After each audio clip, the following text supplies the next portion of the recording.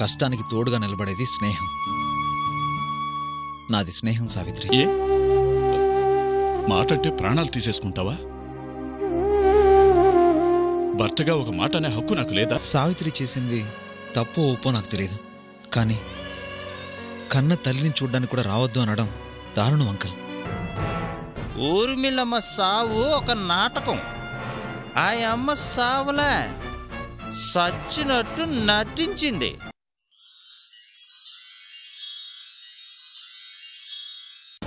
ఆ ముసల్దాని మనవరాని శవాన్ని ఇచ్చింది నేనే కాబట్టి ఈ విషయం చంద్రంబాబుకి తెలుసు.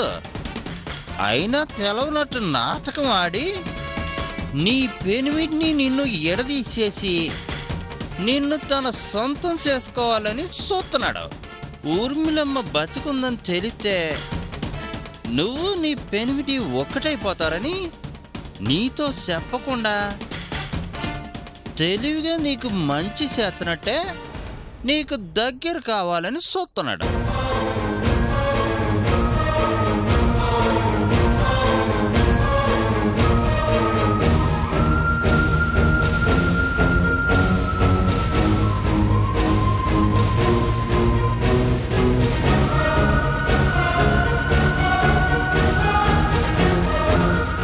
సావిత్రి, అదేంటి ఫోన్ అలా పక్కన పెట్టావు? ఎవరో లైన్లో ఉన్నట్టున్నారు. వాడా ఓబిలెస్ అని ఒక తాగుబోతులే. ఏదో సీక్రెట్ చెప్తాను, అక్కడికి రండి ఇక్కడికి రండి అంటాడు. వెళ్తే కనిపించడు. వినకపోతే వదిలేలా లేడని కట్ చేయకుండా పక్కన పెట్టాను. అది తల్లి విషయం. ఇక మిగిలింది నువ్వు చూసుకో.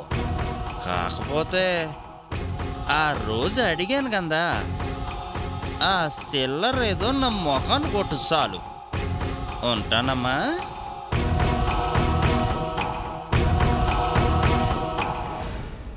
సరే సావిత్రి, ఆంటీ గురించి భయపడాల్సింది ఏమీ లేదు. She is out of danger.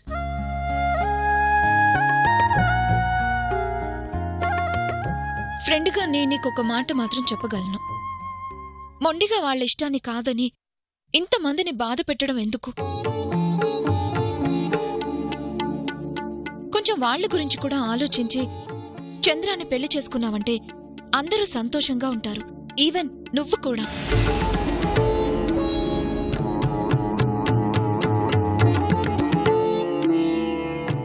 తర్వాత నీ ఇష్టం. ఇంక నేను బయలుదేరుతాను. కొంచెం సేపు ఉండవే.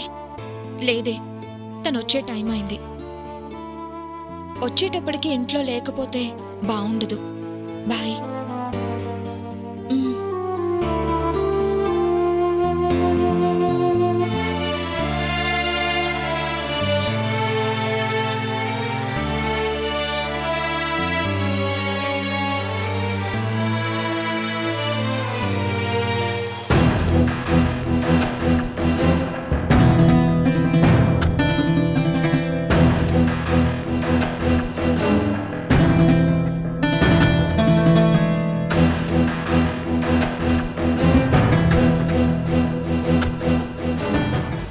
ఏమిటే ఇది? ఇంతమందిని బాధపెట్టి ఏం బావుకుందామని?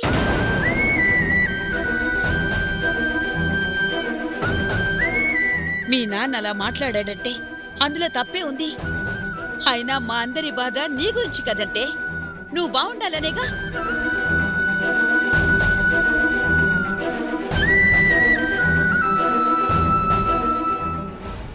ఎందుకు మా బాధ అర్థం చేసుకోకుండా మమ్మల్ని ఇలా రాచి రంపాన పెడుతున్నా?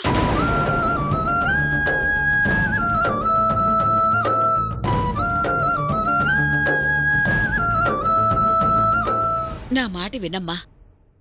ఎందుకు చెప్తున్నానో అర్థం చేసుకో. ఆ అబ్బాయి తొందరగా ఎవరికీ నచ్చని మీ నాన్నకు నచ్చాడు.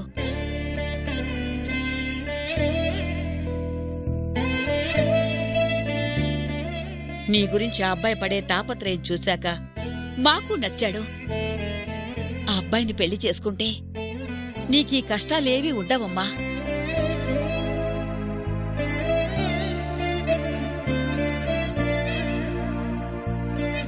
కనీసం నీకోసం కాకపోయినా నీ బతుకు బావుండాలని మీ నాన్నని ఎదిరించి చివరకు నీకు చెప్పలేక మీ నాన్నకి చెప్పలేక చావాలనుకుందే మీ అమ్మ. కనీసం దానికోసమైనా చేసుకోమ్మా.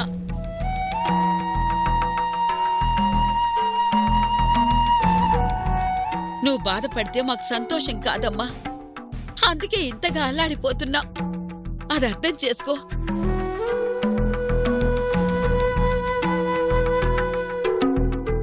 నీకోసం మీ అమ్మ ఎంత అల్లాడిపోతుందో చూద్దువు గన్రా.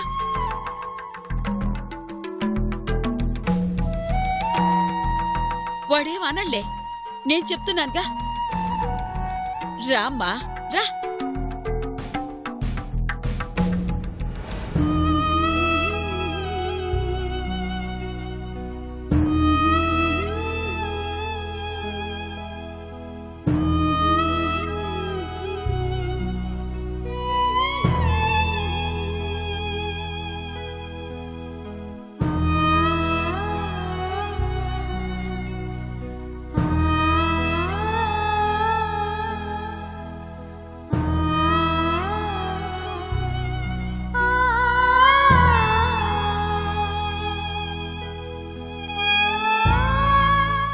అమ్మా,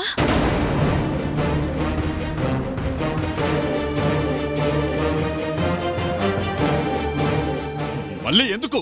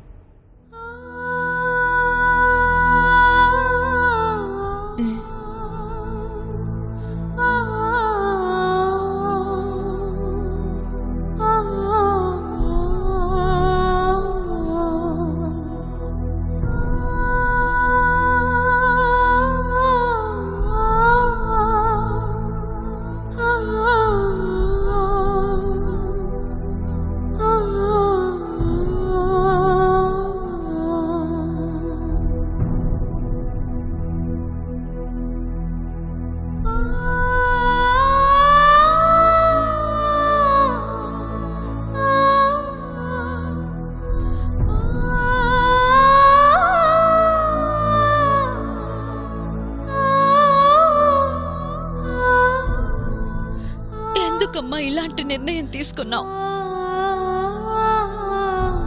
నన్ను అనాథం చేసి వెళ్ళిపోతావా? నా మాటకి ఎదురు చెప్పవన్న నమ్మకంతో జీవితంలో మొదటిసారి ఆయనకి ఎదురు చెప్పి మరీ నీ దగ్గరకొచ్చాను. కానీ నా నమ్మకం ఓడిపోయింది. నా కూతురు నా మాట విన్నప్పుడు ఇక ఈ బతుకు ఎందుకు అనిపించింది. అందుకే వెళ్ళిపోదాం అనుకున్నాను.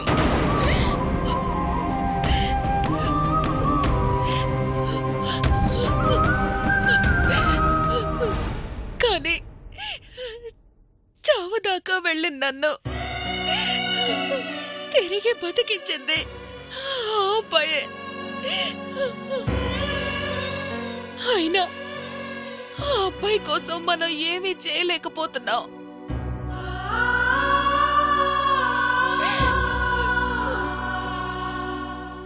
ఎవరమ్మా అబ్బాయి?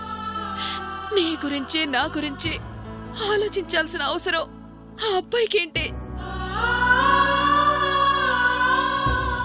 ఎప్పుడో నిన్ను ప్రేమిస్తే నీ కుటుంబం గురించి కూడా శ్రద్ధ తీసుకోవాలా? నీ తల్లి గురించి నువ్వు ఆలోచించలేకపోయినా ఆ అబ్బాయి ఆలోచించాడమ్మా. అందుకే మీ అమ్మ ఇంకా ప్రాణాలతో ఉంది.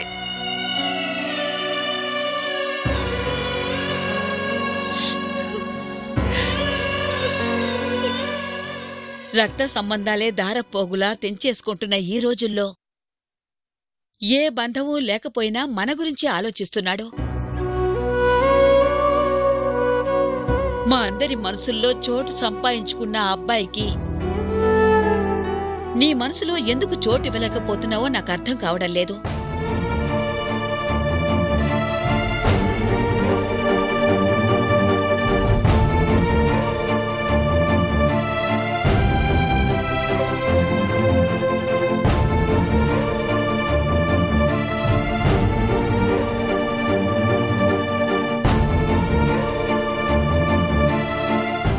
వద్దులే అత్తయ్యా, మనసూరుకొక్క మనం మాట్లాడుకోవడమే కాని దాని మనసు మారదు.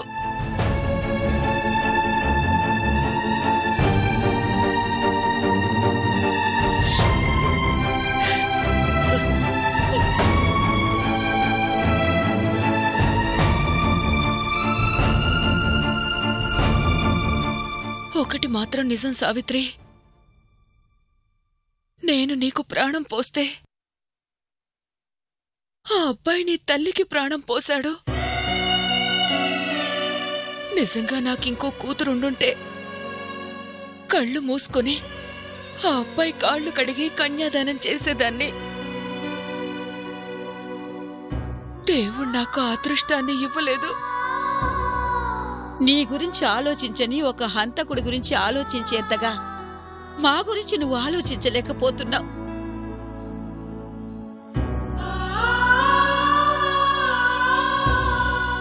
నేను చావాలి అనుకుంది నీ కష్టాలు చూడలేక. అయినా పర్వాలేదు, ఈ కష్టమే నాకిష్టం అంటావా? మరోసారి నన్ను బతికించే అవకాశం ఎవ్వరికీ ఇవ్వను.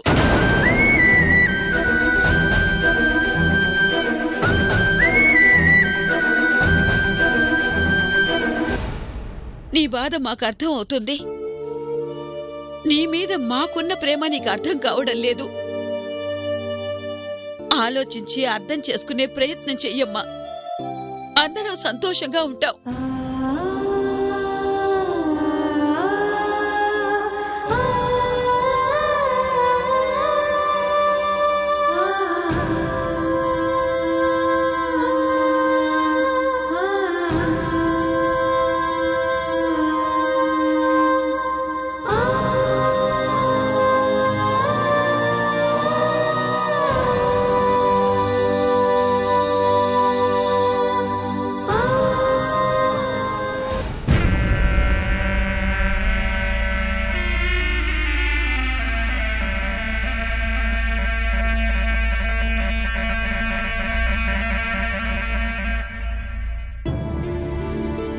బాబు, కూర్చో బాబు, కూర్చో.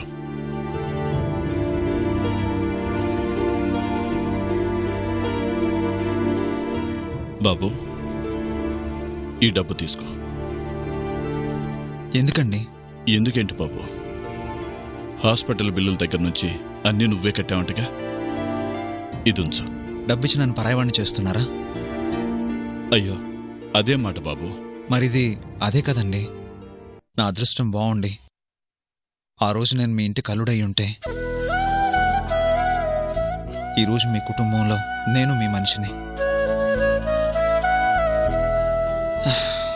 నా బ్యాడ్ లక్, అదే కుదరలేదు. కనీసం ఇలా అయినా మీ వాణ్ణి అనిపించుకుందాం అనుకుంటే డబ్బిచ్చి ఇప్పటికీ పరాయివాడివేరా అంటున్నారు. మా మనిషిని చేసుకోవాలనే కదయ్యా ఇంత తపన పడింది. నీలాంటి మంచి మనిషి నా అల్లుడవుతున్నాడంటే అది ఆ ఇంటి అదృష్టం. కానీ నా కూతురికి అది అర్థం కావడం లేదే. దానితో జీవితం పంచుకోవాలని నువ్వు చూస్తుంటే తుంచుకోవాలని అది చూస్తుంది. ఇష్టం అనేది ఇష్టంగానే ఏర్పడాలి. మనం కష్టపెడితే ఏర్పడేది ఇష్టం కాదు. ఇంతమంది చెప్తున్నా చివరికి అత్తయ్య గారు సూసైడ్ చేసుకోవాలని ట్రై చేసినా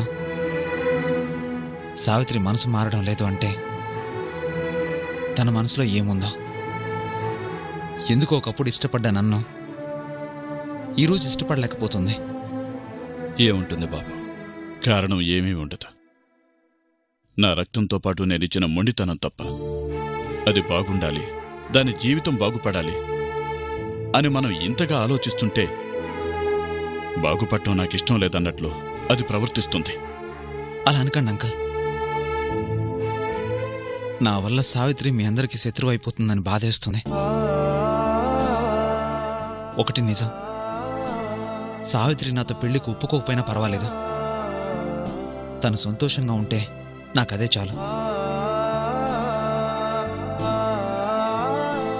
నేను జీవితాంతం తన మంచి కోరుకునే స్నేహితుడిగా ఉండిపోతాను. నా అదృష్టం అంతే అనుకుంటాను. ఇంత మంచి మనిషిని, నీ మంచి మనసుని అది అర్థం చేసుకోలేకపోతుందే. ఇదే నాకు బాధగా ఉంది.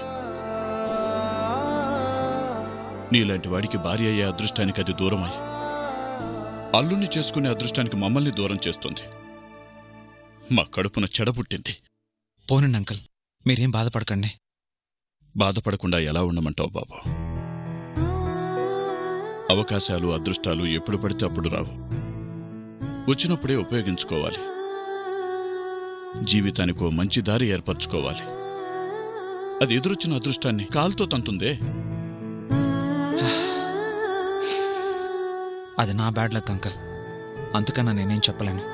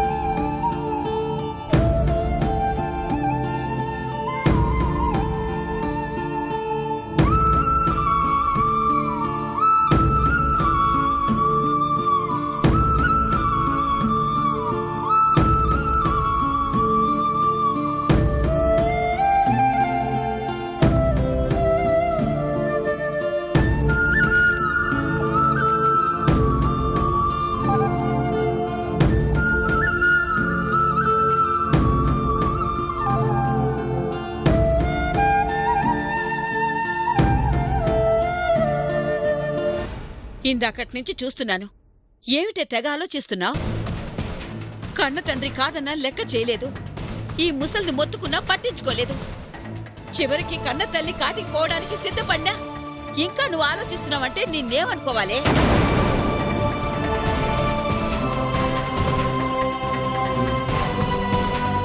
రావుడు దేవుడు అనుకున్నవాడు రాక్షసుడని అర్థమయ్యాక కూడా ఇంకా వాడి కోసం కన్నవాళ్లని నా కడుపు కొత్త పెడుతున్నావే, నీకిది న్యాయమేనా?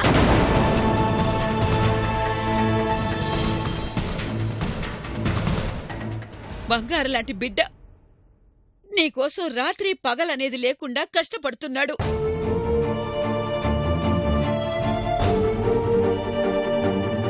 ఏ స్వార్థం లేకుండా నీకోసం కేవలం నువ్వు బావుండాలనే ఉద్దేశంతో.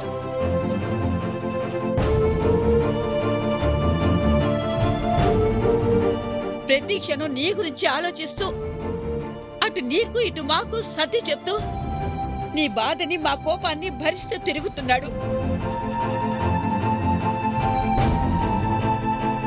అలాంటి వాణ్ణి పెళ్లి చేసుకోవడానికి నీకేమిటే కష్టం?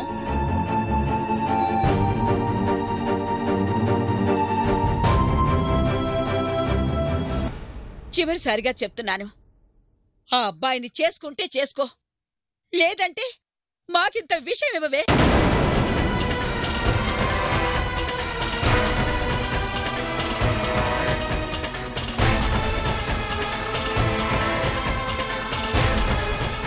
ఈ బాధలు పడే అవసరం మాకుండదు. నీ ఇష్టానికి నువ్వు బతకడానికి అడ్డు ఉండదు.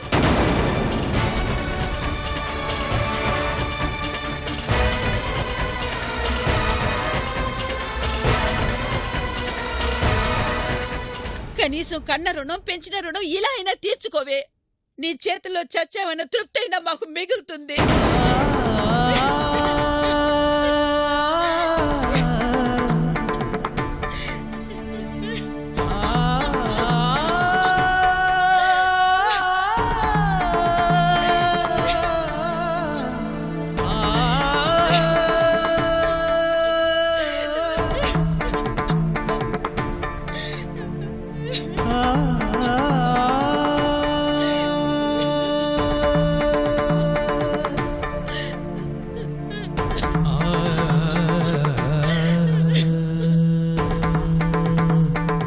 నా